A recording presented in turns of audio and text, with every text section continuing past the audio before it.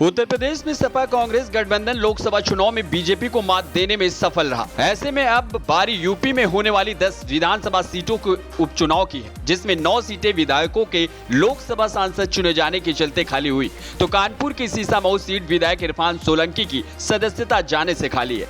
UP के दो लड़कों की जोड़ी राहुल गांधी और अखिलेश यादव के बीच सियासी केमिस्ट्री बहुत अच्छी दिख रही है, जो उपचुनाव में भी दिख सकती है। कांग्रेस पश्चिम यूपी के साथ साथ पूर्वांचल के इलाकों की सीटों पर उपचुनाव लड़ने का प्लान बनाया है, लेकिन सपा इस बार कांग्रेस को कितनी सीटें देगी, ये बड़ा सवाल बन गया है।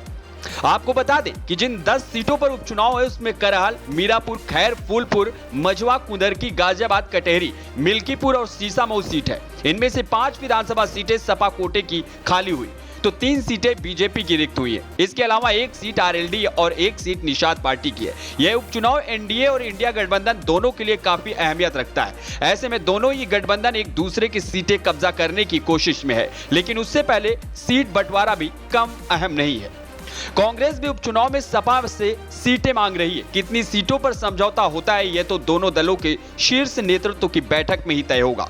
कांग्रेस की ओर से यूपी की 10 सीटों पर होने वाले विधानसभा उपचुनाव में लगातार दावेदारी की जा रही है। माना जा रहा है कि सपा उपचुनाव में कांग्रेस को गाजियाबाद और अलीगढ़ की खैर सीट दे सकती है, लेकिन यूपी कांग्रेस ने उपचुनाव के लिए 5 सीटों का चयन किया है। फूलपुर, मुजफ्फरनगर के मीरापुर, अलीगढ़ की खैर, मिर्जापुर की मझवा और गाजियाबाद सीट है। सूत्रों के मुताबिक कांग्रेस फूलपुर और मझवा सीट पर ज्यादा प्रयास कर रही है। ये दोनों सीटें भाजपा के विधायकों के सांसद बनने से खाली हुई है।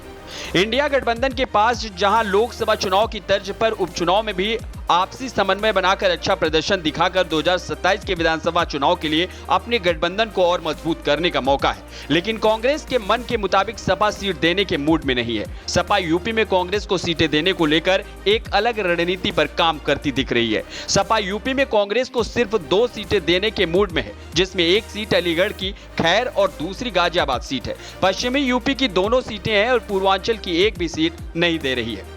सपा की नजर इसी साल होने वाले हरियाणा और महाराष्ट्र विधानसभा चुनाव पर है। समाजवादी पार्टी इन दोनों राज्यों में अपनी पैर पसारने की कोशिश में है, जिसके लिए कांग्रेस के साथ सीट बंटवारे का फार्मूला तय करना चाहती है। उपचुनाव में सीट बंटवारे से पहले सपा की नजर कांग्रेस की रणनीति पर है।